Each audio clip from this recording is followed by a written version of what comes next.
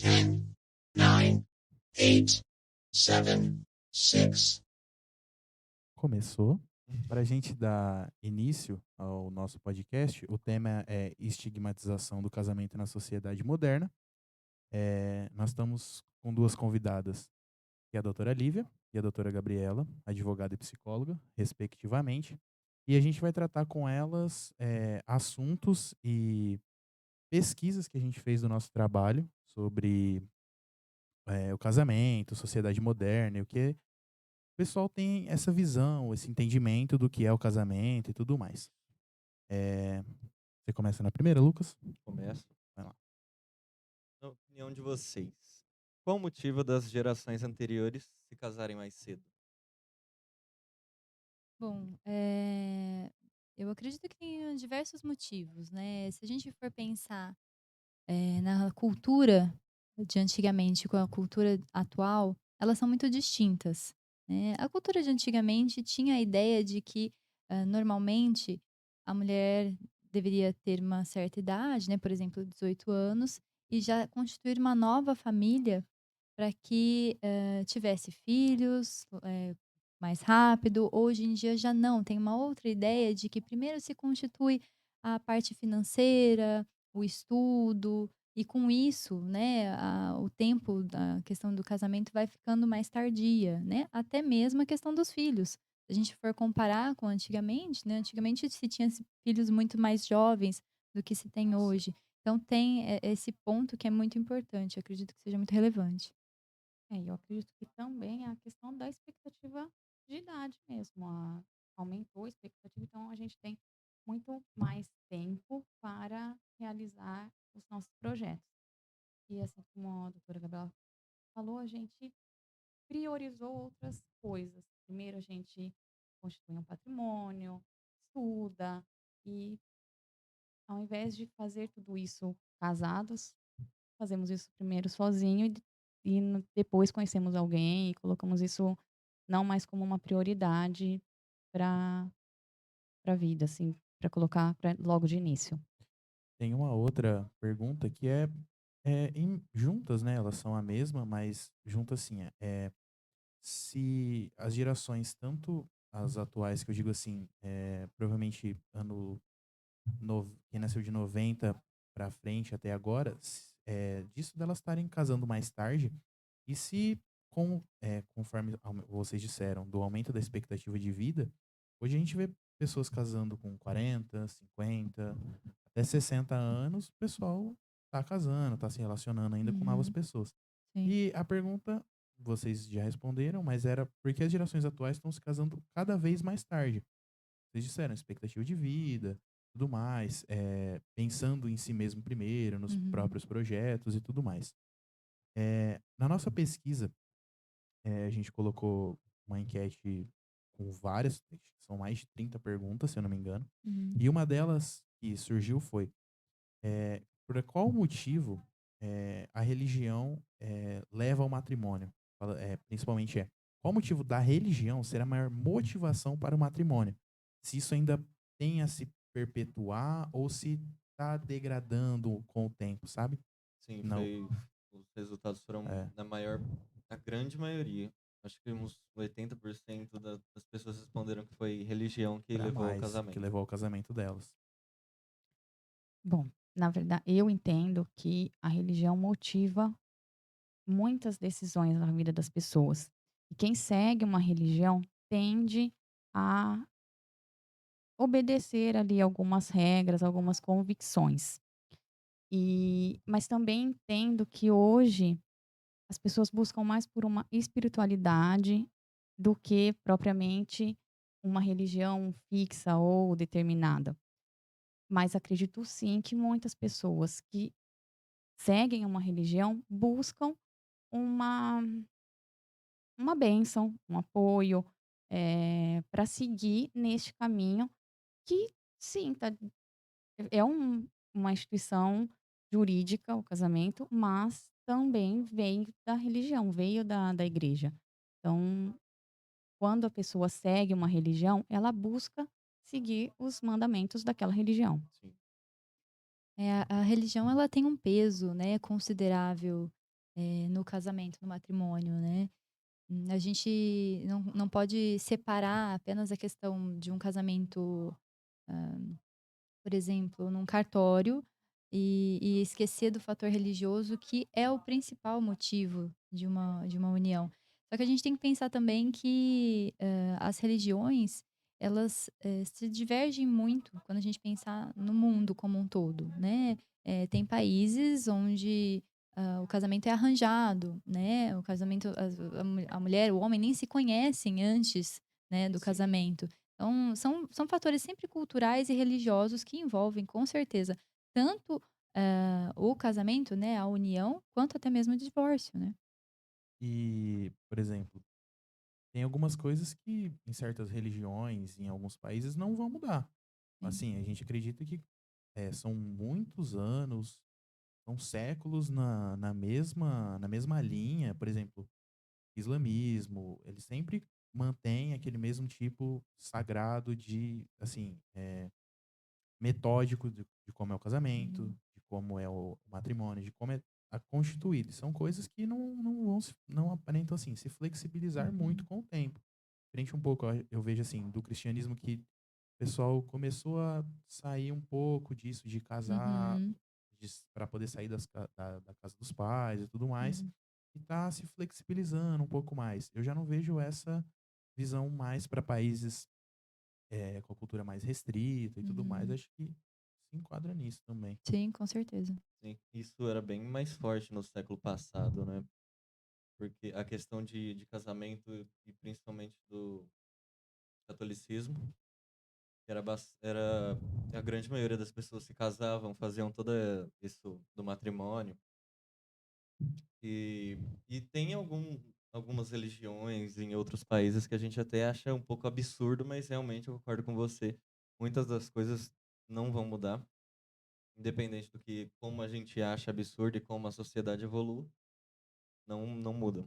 Pra gente que olha de fora é um absurdo a Sim, mulher não poder conhecer o marido antes e tudo mais, só que pra eles tá tão estruturado, tão Uhum. enraizado que E é pra eles normal. é é certo. normal, é. Sim. Eh, Tem mais uma que é, assim, outra pergunta que a gente fez.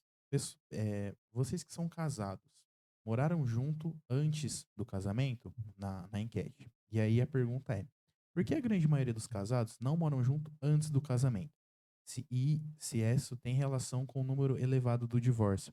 Se para a pessoa não morar junto com o parceiro antes, com a parceira, se aquilo de tem que casar logo, tenho que viver a minha vida junto com aquela pessoa. E aí, quando isso acontece, tem esse choque, essa quebra, essa expectativa, Uhum. o pessoal se decepciona. E será que isso tá ligado ao número mais elevado dos divórcios ao passar do tempo? Eh, eu entendo que, como a gente acabou de comentar, o matrimônio, o casamento, ele está bastante ligado à religião. Então, quem, opta pelo casamento tende a seguir a religião e, por isso, não moram juntos antes. Sim. Eh, aí posso dar o meu depoimento pessoal, que morar junto não resolve antes. Eu morei junto e, mesmo assim, após o divórcio, me casei na igreja e, mesmo assim, eu acabei me divorciando. Não sei, não posso afirmar que morar junto antes, determine ou facilite a convivência durante o casamento. Eh, eu não vejo uma relação direta nisso. Talvez, se a união estável for muito longa e depois disso existir o casamento, ok, mas eu também entendo que casais que optam por uma união estável tão longa é porque entendem que esse é a melhor forma de conviver. E não vem a necessidade de oficializar o casamento. Às vezes, buscam oficializar por questões jurídicas, por questões práticas mesmo, mas não porque por conta da religião, ou às vezes buscam ali uma cerimônia para celebrar com a família, mas muitas vezes isso é muito muito cedo, até moraram juntos, mas moraram 2, 3 anos. E isso para uma vida de casamento não determina, que foi o que aconteceu no meu caso. Então, pode ser? Pode, mas não sei se é determinante. Existem 2 lados da moeda, né. Quando a gente fala de um casal que se dispõe a morar junto, a gente tem que também entender que é um casal que pode, muitas vezes, na sociedade onde a gente vive, que, muitas coisas são testadas. Se não são funcionais, se não funcionam, são jogadas fora. E muitas vezes isso está acontecendo com os relacionamentos.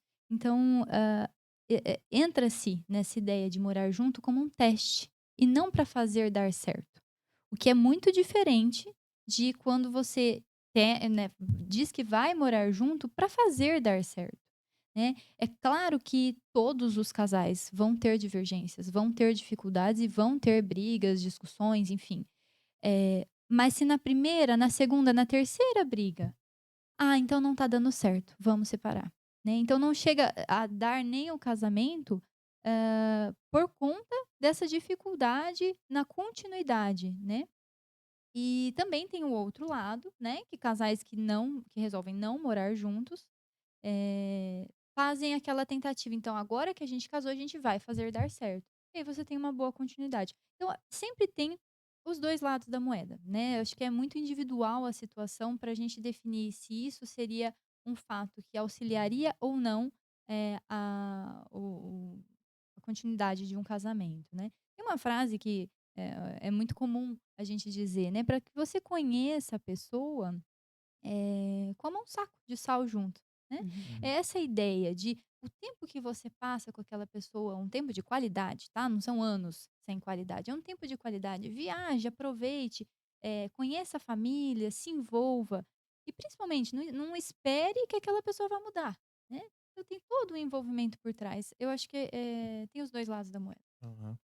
E eu tenho uma pergunta mais voltada para o lado jurídico da coisa, que é, não diria que é o foco, assim, para a doutora Lívia, mas se a senhora quiser responder também pode, melhor ainda. Eh, Se a união estável pode ser a melhor opção antes do matrimônio. Se o pessoal consumar for lá no cartório, ó, a gente tem uma união estável, se isso antes de fato fazer o casamento, é uma opção viável, é uma opção boa, na visão de vocês? Na minha opinião, é uma opção desnecessária. Porque a partir do momento que a pessoa se disponibiliza a ir no cartório e oficializar a união estável, ela vai ter que regulamentar essa união estável, de alguma forma, com algum regime de união, como que o regime de bens. Então, é só o nome que é diferente, porque É a quase um casamento, a na verdade. É. burocracia é a mesma. Então, eu acredito que é muito parecida com a pergunta anterior. Pode dar certo? Pode. Aqui o que eu acho que vem acontecendo hoje bastante, as pessoas têm racionalizado as relações também. Não é uma crítica, porque às vezes a gente, namora, mora junto, casa, ninguém se junta para se separar, mas isso pode acontecer. E quando existem bens envolvidos, isso pode se complicar. Então, quando alguém busca, regulamentar uma união estável, é porque existe um motivo. Eh, n Porque se fosse só para fazer uma festa, uma cerimônia ou algo nesse sentido, ela já faria o casamento. Então existe um motivo para estar regulamentando essa convivência. E o casamento provavelmente vai refletir o que já estava na união estável. Então, se adotou-se um tipo de regime de bens, vai ser provavelmente Seguido seguido mesmo. o mesmo. Então, na prática, eu não vejo muita diferença. Pode ser que para algumas pessoas deem certo e para, né, as pessoas são muito diferentes e cada situação é uma. Mas na prática eu não vejo muita funcionalidade nisso, né, nessa estabelecer a união estável, a menos que seja uma situação que seja necessária. Uhum.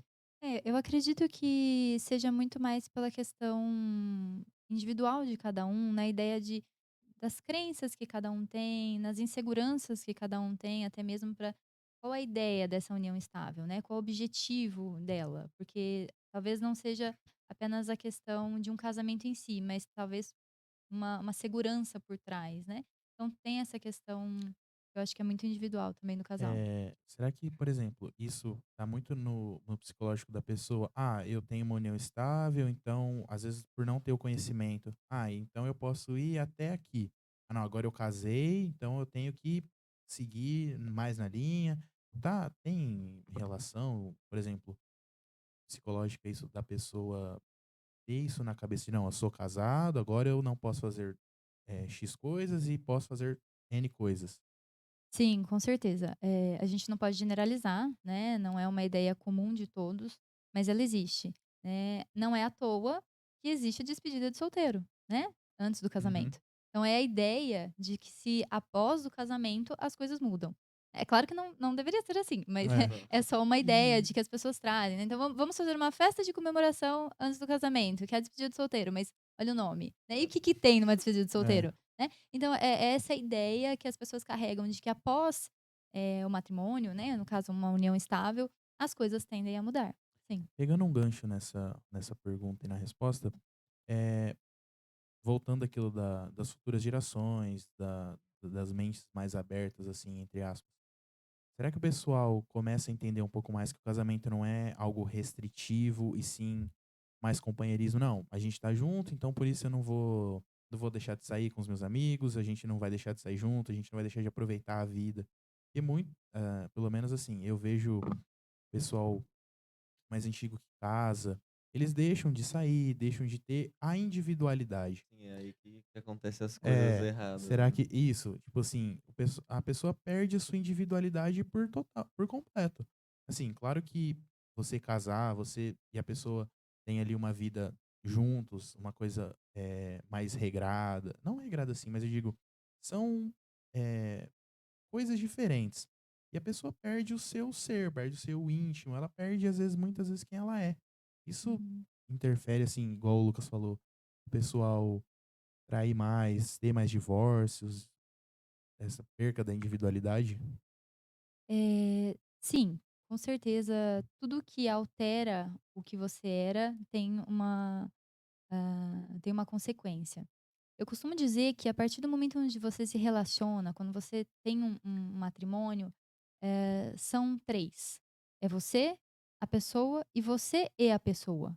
Então precisa existir um individualismo, você precisa ter um espaço seu, a pessoa precisa ter um espaço dela, mas vocês 2 precisam ter um espaço em conjunto, né, para que haja aí uma continuidade, dessa relação, do matrimônio em si, né. Quando a gente pensa no divórcio, a gente não pode pensar como um único fator, né. Eu não colocaria a ideia, dessas restrições, da ideia do individualismo como um dos principais ou causadores de um divórcio, né. Mas tudo o que reflete na relação, tudo que pode prejudicar o relacionamento, com certeza, pode levar ao divórcio.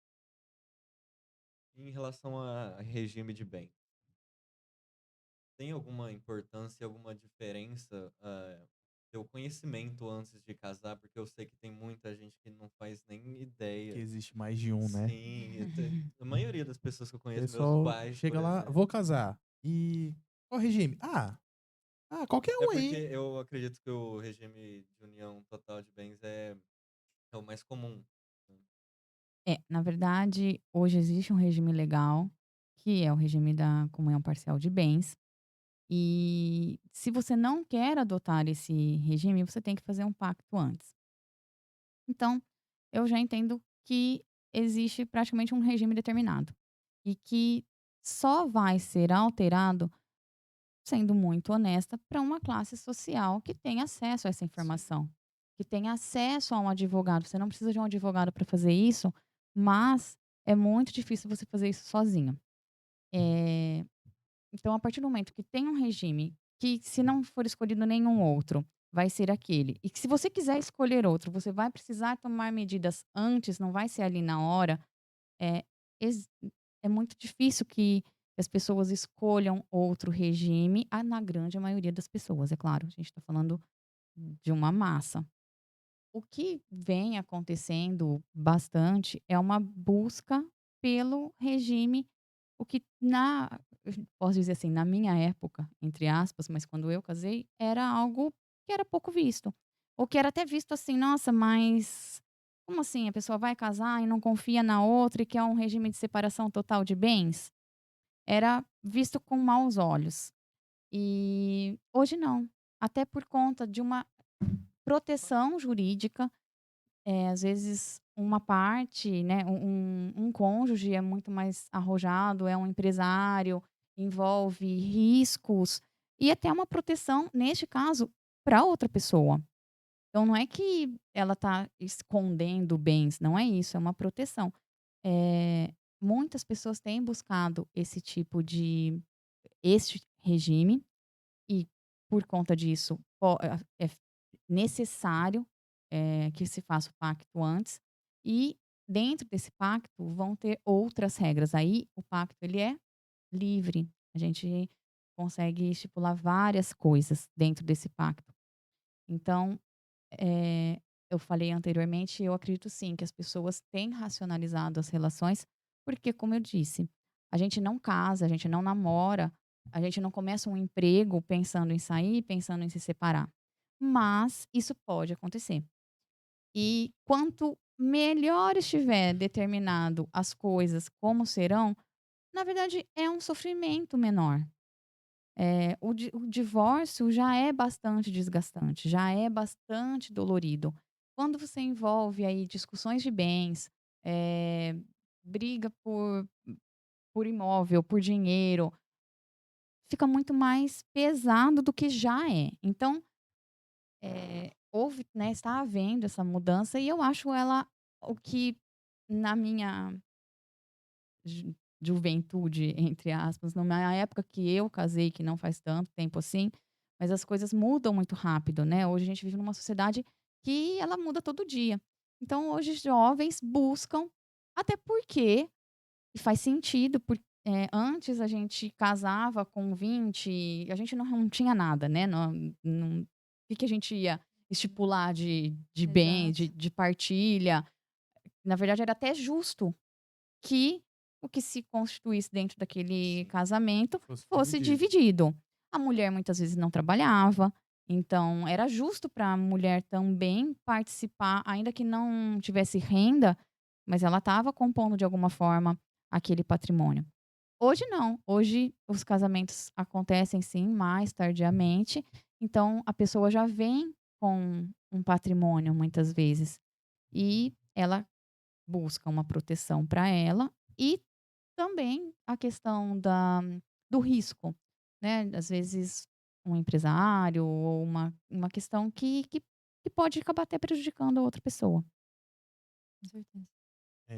Tem uma pergunta que a Aimee pediu pra gente fazer pra vocês, que é o seguinte: se o di voltando àquilo do divórcio e tudo mais, se ele afeta vocês, na visão de vocês, se ele afeta o homem e a mulher da mesma maneira, e se, por exemplo, se ele afeta, né, o homem e a mulher da mesma maneira, e como isso interfere na reintegração da pessoa individual à sociedade, aquilo de buscar um novo relacionamento e tudo mais.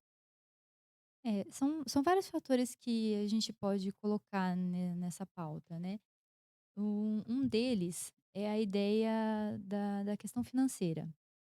Hoje isso tem, mudado, tem, se alterado em relação a antigamente, né. A ideia de que apenas o homem era provedor da casa. Hoje a gente tem, em grande parte das famílias, a mulher como até mesmo como principal provedora da família.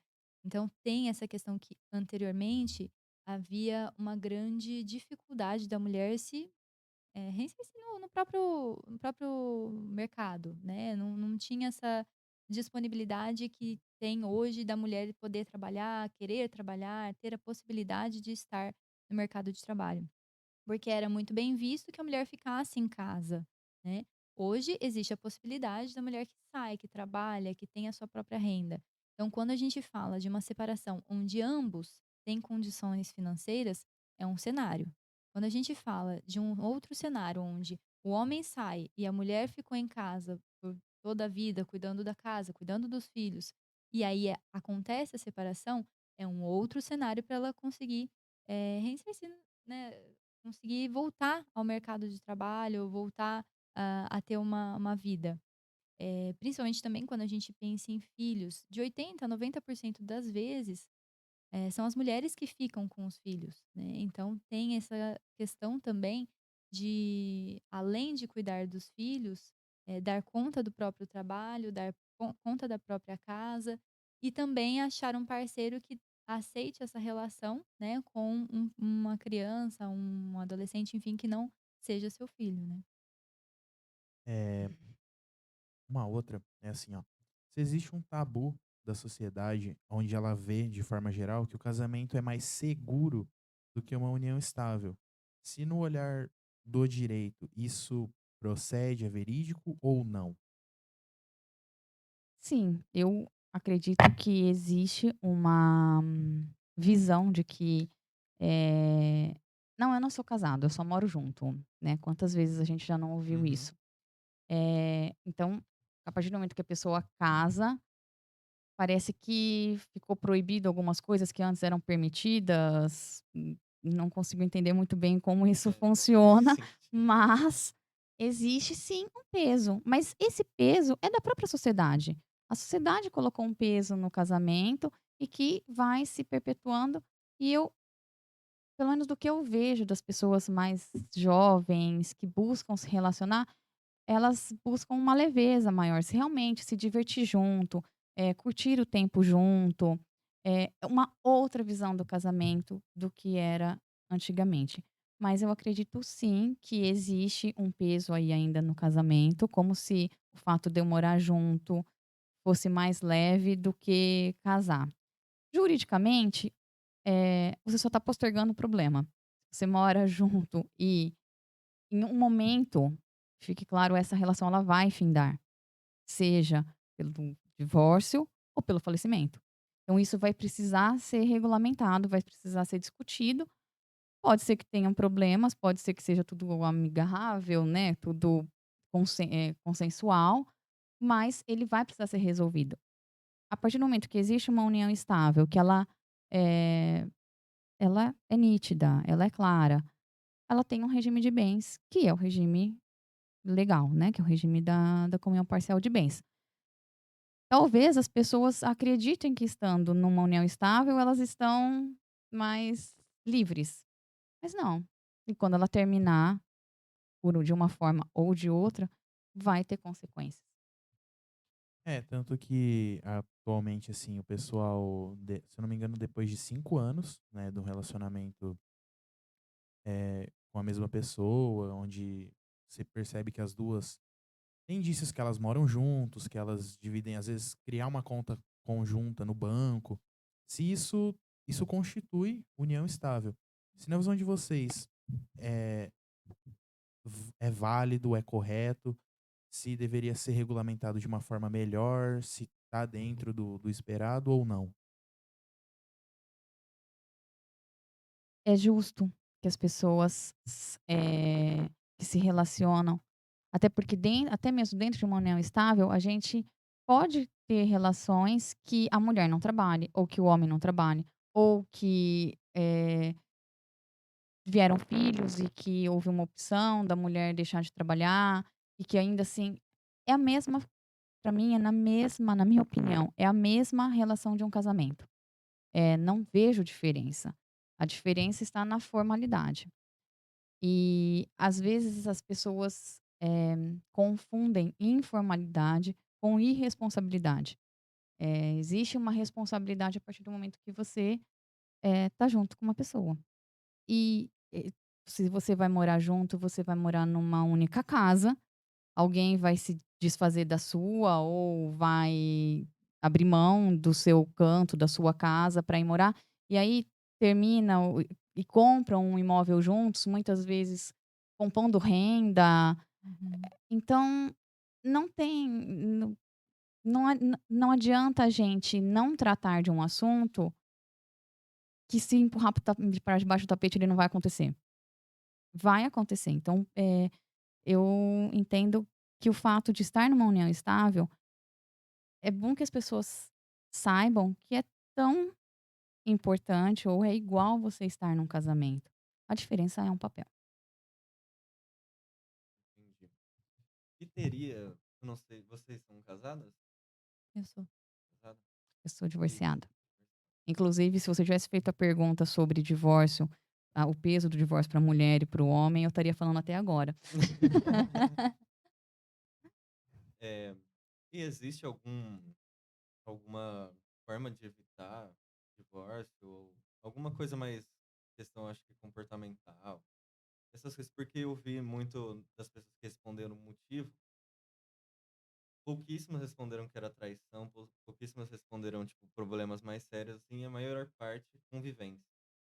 Convivência, e eu imagino, talvez até o fato de não morarem juntos no começo, talvez, é claro que não é uma regra, como a gente já discutiu, talvez isso afeta mais no final das contas, né?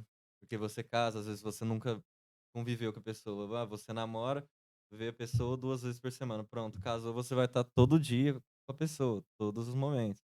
Então talvez o convívio seja um problema. É, eu acho que a convivência no matrimônio, com o pai, com mãe, com o filho, ela não é uma coisa simples, né. O ser humano, ele nasceu para conviver, é importante os vínculos, é muito importante você ter vínculos, mas isso não significa que seja fácil. Então e ao contrário do que muita gente pensa, as pessoas mudam todos os dias. Então o que me encanta hoje, pode não me encantar daqui a alguns anos, e aquilo não faz mais sentido, né, aquela pessoa, naquele momento da minha vida, não faz mais sentido.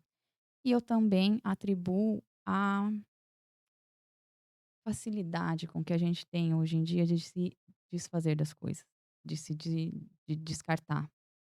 Eh, eu posso dizer, né, eu sou divorciada, talvez se eu tivesse, a maturidade fosse diferente ou não, mas fato é que a convivência, ela antes do casamento, com certeza ela ajuda. Uma você vê como é que é a pessoa no dia a dia.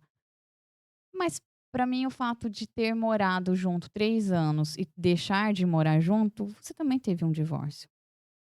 Também houve aí uma separação. A diferença basicamente é um papel. Eh, não dá pra gente dizer que uma pessoa que se divorciou lá no papel, no no fórum, sofreu menos ou mais do que às vezes uma pessoa que estava convivendo, estava numa união estável e deixou de ter, e teve um rompimento.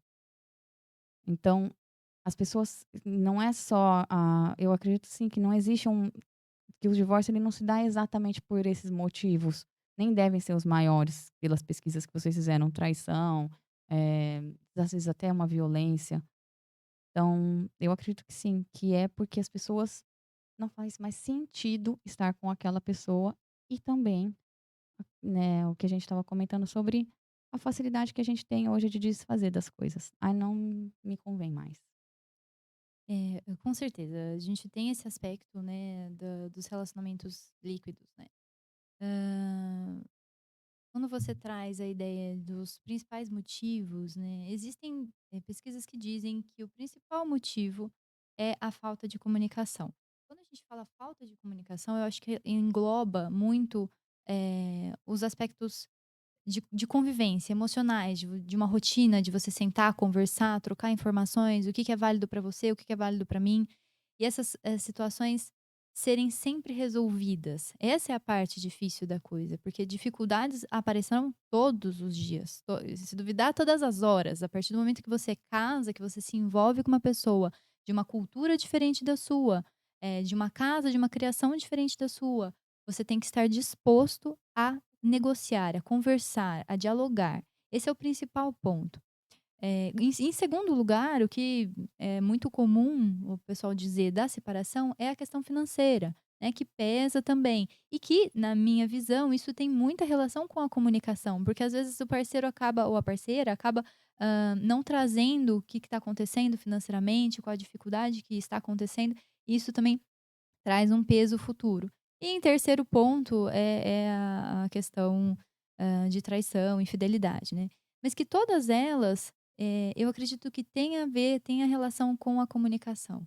E quando a Lívia fala, né, sobre a questão de morar junto novamente, né, de se conhecer, eh, é importante, claro, que a pessoa tenha esse contato, mas nada é garantia, né, isso não é uma garantia. Morar junto ou não morar junto não é uma garantia, mas sim o que o casal em si, não só um, mas o casal em si está disposto a fazer dar certo, né. Esse é um dos principais pontos, para a gente poder pensar em evitar um divórcio.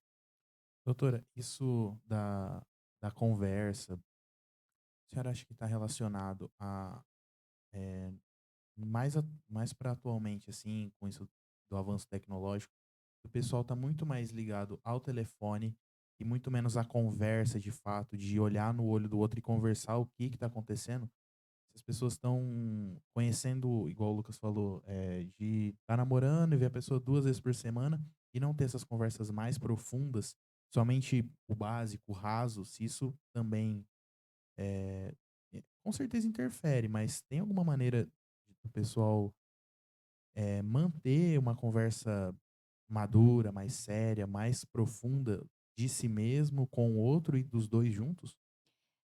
Na verdade, pensando nessa questão da dificuldade da comunicação, né, do diálogo em si, ela sempre existiu, né. Se a gente for pensar, há 50 anos atrás, não era tão comum uma mulher, por exemplo, chegar e falar: "Olha, eu não estou feliz com o nosso casamento, vamos conversar?". Não, isso não era cabível ali, né, mesmo porque era uma sociedade muito diferente da nossa sociedade hoje, onde, de certa forma, a mulher tem um espaço para poder falar: "Ó, não estou muito legal, gostaria de mudar algumas coisas no nosso relacionamento".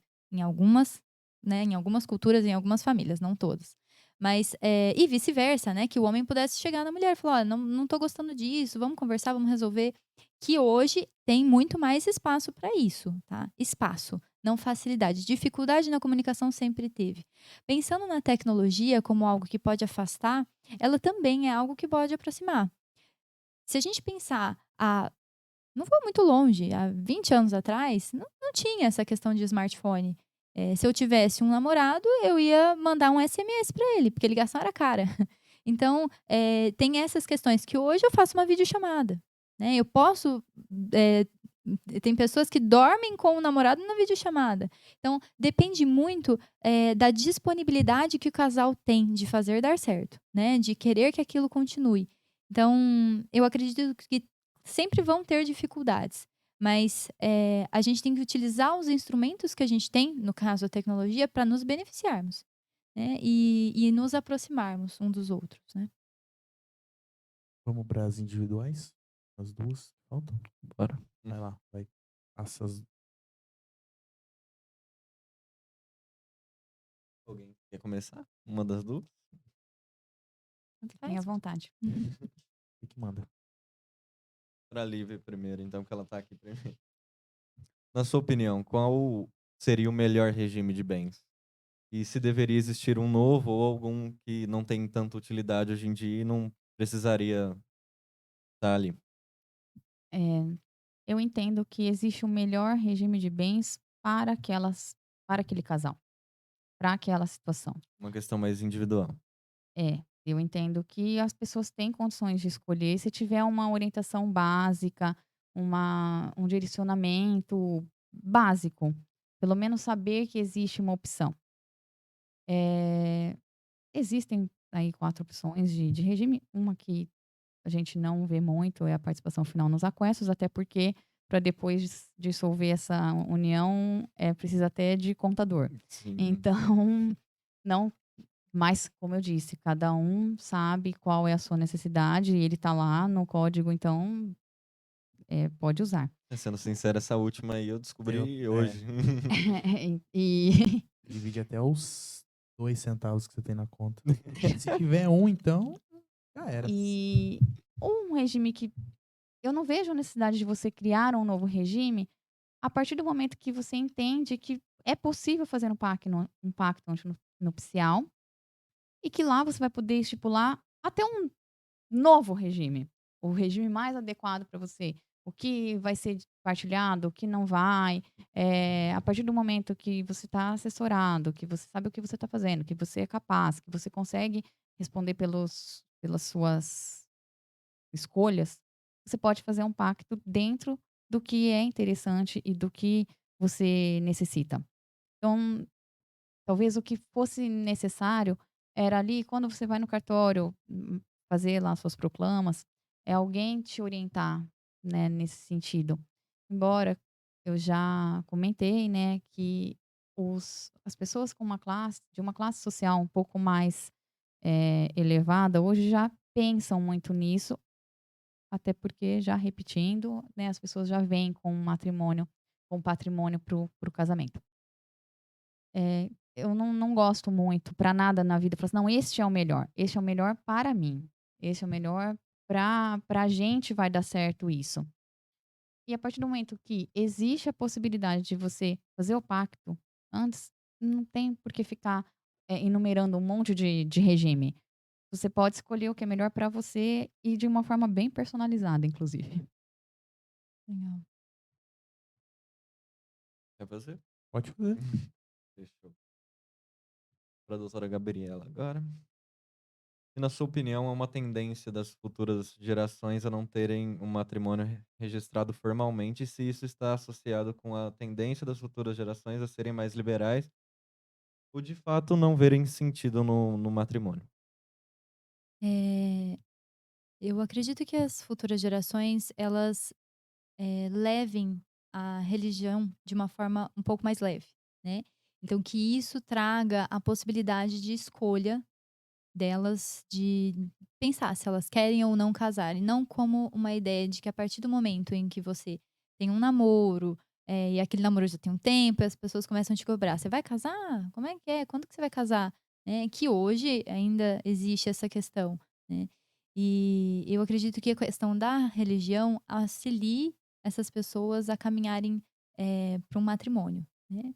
Quando a gente fala que muitas vezes, né, em muitas culturas, a religião ela vem perdendo alguma força, em algumas das religiões, a gente pode pensar assim num cenário onde a pessoa vai ter o interesse da união estável, de um matrimônio, por exemplo, apenas pela segurança financeira, e não necessariamente pela aquela sensação de dizer estou casada, né. Bom, eu queria agradecer. Foram todas as perguntas que a gente preparou, até foram feitas mais do que a gente esperava, Foi. né? E eu queria agradecer a presença de vocês. E acho que foi assim, não foi muito tempo, mas foi um tempo suficiente para a gente debater questões importantes, tanto academicamente quanto socialmente, e talvez trazer um pouco mais de informação sobre o casamento e tudo mais.